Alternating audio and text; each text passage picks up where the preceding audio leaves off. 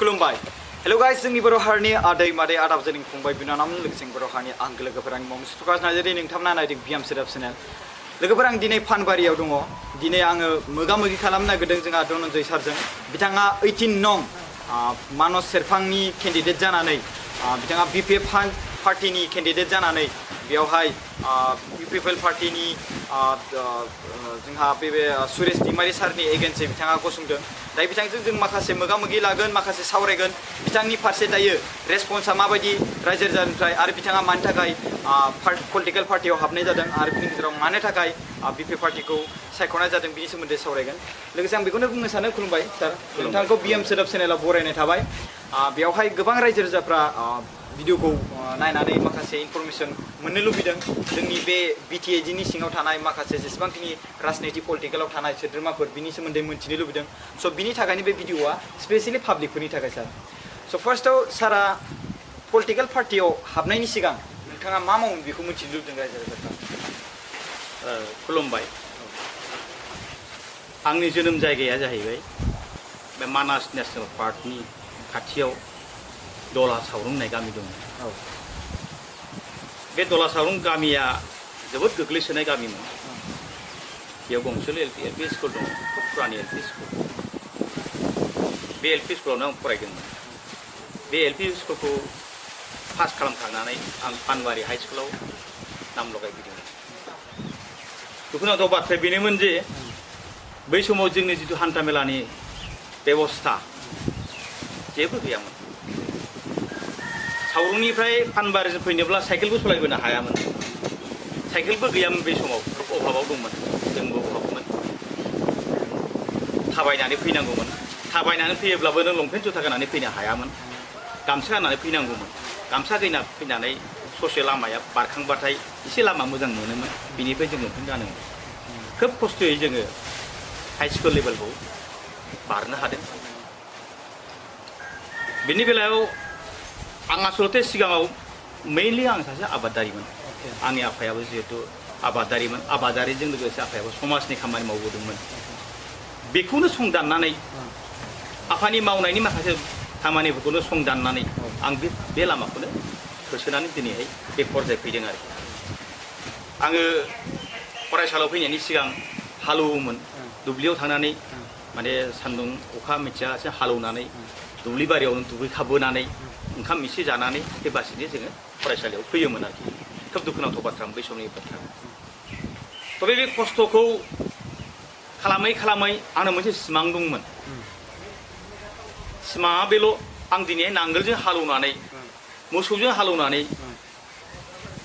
आङो दुनियायाव ओनसोलाव बोरै सिनायजानो सासे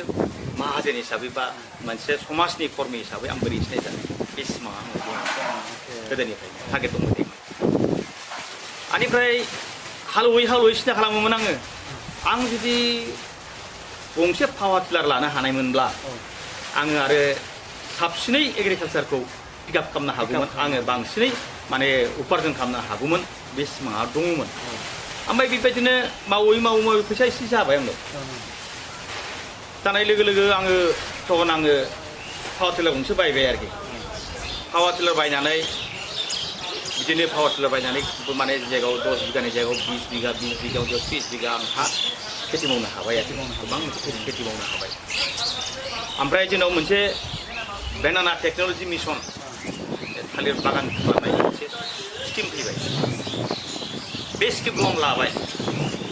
फ्रि स्किम आरोखि एकदम बेनाना टेक्न'लजि मिशननिफ्राय एग्रिकालचार डिपार्टमेन्टनिफ्राय बेयाव जोंहा कलेज फिल्ड दंमोन बे कलेजनि रायजोनि हाखौनो आङो मथा मथि 30-40 बिगासो हाखौ लानानै आं थालिर गायबाय थालिरा ओरैबायदि मोजां जाबाय माने आरो मार्केटआबो ओरैबायदि मोजां मार्केट मोनबाय आङो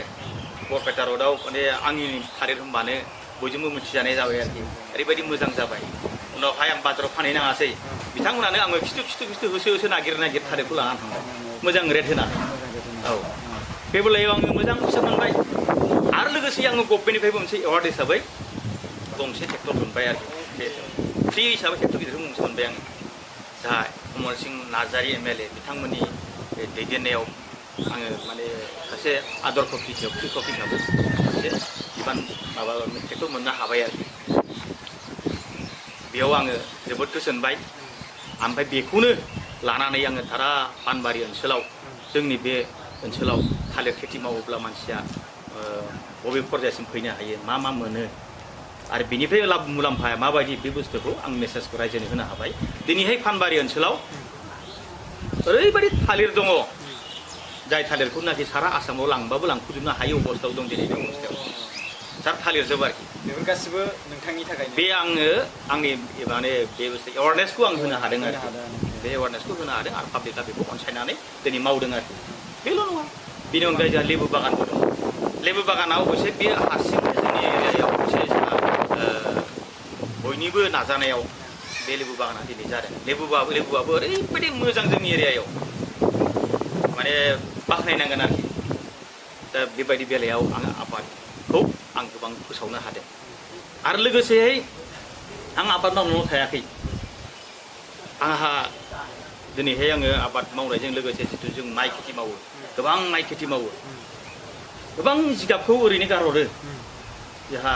मुस्लिम भाइफोरासो जोंनि बे जिगाबखौ लाङै खामानियाव बाहायो आं बेनाव मोनसे खिलिबाय बे जिगाबखौ मायावबा खामानियाव बाहायनो हागोन नामा आनिफ्राय साननानै आं एसे नायबाय आं गिदिंबायबाय ओमफ्राय नुबाय आं बेखौ मोसौनो होयो मोसौनो दाना बानायनानै होयो बेबायदिनो आं मोसौ फार्म खालामनोसै नामा होननानै आं मोसौ फार्म खालामनाय जाबाय बे मोसौ फार्मा खिन्थु आगोलावनो जोंहा प्राइभाट बिफानि दिनावनो आफानि दिनावनो जोंहा मोसौ फालो दंखायोमोन खिन्थु बे थुलुवा जातनि गाहाय जातनिमोन दा आंनाव जिखि नों बिसिबां दङ बेफोर गासैबो हाइब्रिद जातनि जार्सि जेनेबा हलेस्टाइन HM1 जार्सि ओमफ्राय जोंहा मुरा बाफेल' ओमफ्राय बोरमायाबो गोबां हाइब्रिदनि बे बाहेरा जायगायाव जोंनि गोसोआव दङ माने मा होनो रामसागल होनना बुङो खिन्थु रामसागल नङा बे जा बिदेल दङ जमुनापुरि दं ततापुरि दं गोबां जातनि आंनो बोरमाबो दङ आनिफ्राय जोंहा अमा फार्म दङ अमा फार्माबो बे हेम्पशायर इउरप बेबायदि गोबां जातनि दङ ओमफ्राय आंहा नै दा नानिबो दङ दा आं बिभिन्न लाइनजों बिजनेसखौ आं गियारआप खालामदों आरो बेल' खालामनानै थायाखै आङो आरोबाव मोनसे नाजानाय थाबावदोंमोन बे जाबाय आंहा आसाम गभर्नमेन्टनि आन्दाराव आङो सासे फार्स्ट क्लास कन्ट्राक्टर खाबो आरोखि आं बिभिन्न एरियायाव इरिगेसनानो बुं PWDआनो जा PHआनो जा आं खामानि मावबोदों दिनै मावनानै आङो भगबाननि अननायाव बेसेबांखिनिखौ खम नङा आरोखि आंनि खामायाव आंनि माबायाव आरोखि आं बेखौनो गोजोनो स' नोंथाङा आबादारिजों लोगोसे सासे कन्ट्रेक्टरबो आरो नोंथाङा सासे समाज सिबियारिबो आरो रायजो राजाफोरखौ राहा दिन्थिग्राबो सासे सुबुं नोंथाङा बिराद खस्थ' खालामनानै नोंथांनि जिउआव साक्सेस दा फिथाइखौ नुनो मोनदों नङा होमबा गोबां स्ट्रागल खालामनानै स' बेखौ नायोब्ला नोंथाङा पलिटिकआव हाबनो गोनांथि गैखाया नङा होमबा अब्लाबो नोंथाङा हाबनो नागिरदों नोंथाङा आरो बे पलिटिकेल पावारजों नोंथाङा खिजान माबा मोनसे हारिनि थाखाय खामानि मावनो नाजाबावनो नागिरदों बायदि मोनो स' जाहोना जाहैबाय नोंथाङा कन्ट्रेक्टर खामानि मावनानै आबादारि खामानि मावनानै पलिटिकेलाव हाबनायनि जाहोननि थाखाय सुंद'यै सार आदसा खोथाया मोनसे बुस्थु आरो थाबावदोंमोन जे आङो नेसनेल लाइफ स्टकनिफ्राय जोंहा गभर्नर सारनिफ्राय आसाम गभर्नर सारनिफ्राय मोनसे एवार्डबो मोनदोंमोन आं बे फार्मनि बेलायाव मोनसे एवार्ड मोनदों आं बेस्ट एवार्ड बेखौबो आं मोननो हादों आरो बावैसो जोंहा माने आसामथ' नङा BTC गभर्नमेन्टनि मोनसे कृषक समार'ह जादोंमोन जोंहा बरमायाव बेयावबो गंसे आङो मिल्क भान मोनसे गारि गंसे फ्रि मोनदों सरकारनिफ्राय आङो जिहेथु गोबां गाइखेर आं साप्लाय होनो हादों जिहेतु बेखायनो बेखौ चिफ साराबो होदों आरो दा राजनितिनि बेलायाव आंहा खिन्थु 99% आं राजनितियाव आखाइ होआ आं बे सिमा आंनाव दङमोन आङो पलिटिक्सआव आखाइ होआ नांगौब्ला आं इनडाइरेक्टलि नांगौबा समर्थन खालामगोन ओरै खालामगोन होननानै आं गोदोनिफ्रायनो BPF हान्जाजों इनडाइरेक्टलि आं समर्थन होबोदोंमोन खिन्थु मैखोम बिबान लानानै आङो BPF हान्जायाव ओंखाराखैमोन फैयै दिनैनि जिथु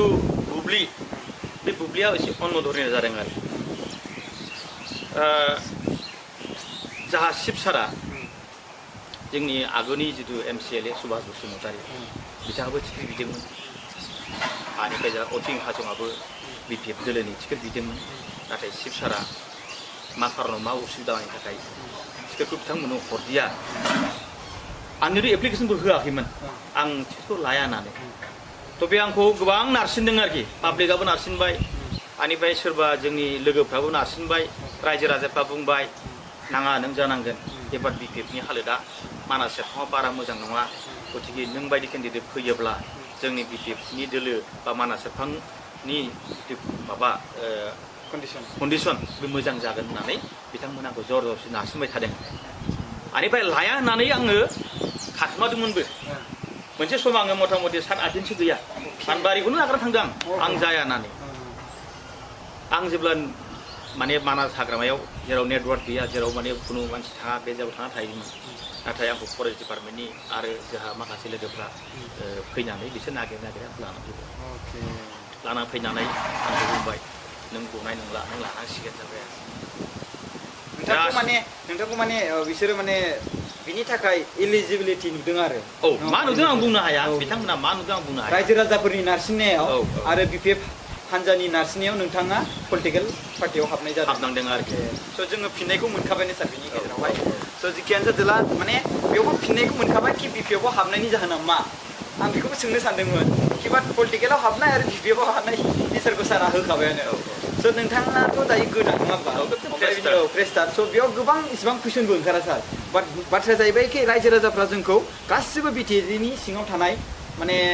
जायफोर मानसिफ्रा माने नैबे MCLEनि भट दारायगोन स' बिथांमोनखौ इन्टारभिउ लानो थिनदों बे हिसाबै बे लानाय जादों स' नोंथांनि थांखिया मा जागोन फार्स्ट बेयाव जेब्ला नोंथाङा 18 नं मानास सेरफां बे इलेक्सनखौ देरहाखांनायनि उनावहाय आरो नोंथांनि रायजो राजाफोरनि माने अनसायनाया माबायदि दाबायदि हालोदाव जादों बेखौ लास्ट कुइसन खालामसै सार खोथाया जाहैबाय आं देरहाखांनानै आं मा मावगोन नङा होमबा जोंनि मानास सेरफां समस्तिनि बे रायजोफोरनि संसार जानायनि जिथु माबा थांखि बियो जाहैबाय 85-90% आबादारि बिसोरो जिहेतु आबाद मावनानै मोजां मोनग्रा आबाद मावनानै जाग्रा मानसि बे बेलायाव जोंहा आगोलनि जिथु दिनै 15-17 बोसोर जाहैबाय BPF सरकारा सोरखार दानाया गतिके जोंनि एरियायाव खामानि मावदोंमोन आरो मावदोंब्लाबो माखासे डेभेलप खालामनांगौ बाखि दंबावो स्पेसियेलि जोंनि एग्रिकालचार साइडआव आबादारि साइडआव जों आरोबाव मोजां मोनसे पजिसन लाबावनो हायो नामा बर्थमान जोंनि जिथु पजिसनखौ आरोबाव गोजौ लाबावनो हायो नामा आसामनिनो भारतनि मोनसे अन्यतम जायगा हिसाबै जों आबादारिनि मोनसे जायगा हिसाबै जोङो फोसावनो हायो नामा आरोबाव स्पेसियेलि जोङो बे जोंनि मानास सेरफांनि आबादारिफोरखौ आं मोनसे आगोलनिफ्रायनो उत्साह होबाय थादों आरो बेखौबो आं नाजागोन जोंनि एरियाखौ जाहाथे जों अर्गेनिक एरिया खालामनो हायो नामा अर्गेनिक आबादारि आबाद मावग्रा जोङो बे मेसेजखौ रायजो राजानो होबोबाय थादों आरो बे बुस्थुखौ आं नाजालांबाय थागोन आरो बे आबादारियाव 1 नम्बराव आंनि नाजानाय थागोन 2 नम्बराव जाहैबाय जोंहा जिहेतु बे एरियायाव गोबां लामा मावदोंब्लाबो आरो मावबावनांगौ बाखि दंबावो आरो स्पेसियेलि आं बेखौ बुंबाय थादों जोंहा जितु चिरांजों बाक्साजों जितु कानेक्सन गैया कानेक्टिभिटि रड गैया बेखायनो आं बे बुस्थुखौ बार रायजो राजानो खोन्थाबोदों आंनि देरहानायखांनायनि उनावहाय आङो बे बुस्थु दाबि दैखांगोन जुदि मानास सेरफां बा चिरां डिस्ट्रिक्ट बाक्सा डिस्ट्रिक्टजों मोनसे कानेक्टिं रड जा आइलाबिजों थांनाय सामथाइबारिजों थांनाय मोनसे लामा नांगौ आरोखि बेयाव बिराद गिदिर मोनसे ब्रिज जायो बिकिनि सायाव आरोखि बे लामाखौ आङो बिख'नानैबाबो होफैगोन बा मावनानै होगोन होननानै आं रायजो राजानो स' बे नोंथाङा ओरैनो एक्सपिरियेन्स दंखायो फार्मारनि सायावहाय आरो लोगोसे नैबे लामा जाय सर्टकाट बेखौ बानायना होगोन आरो नोंथाङा गोदान हिसाबै नोंथांनिफ्राय जोङो बेखौ बारा एसेबां कुइसनबो सोंनो गोनांथि गैया नङा होमबा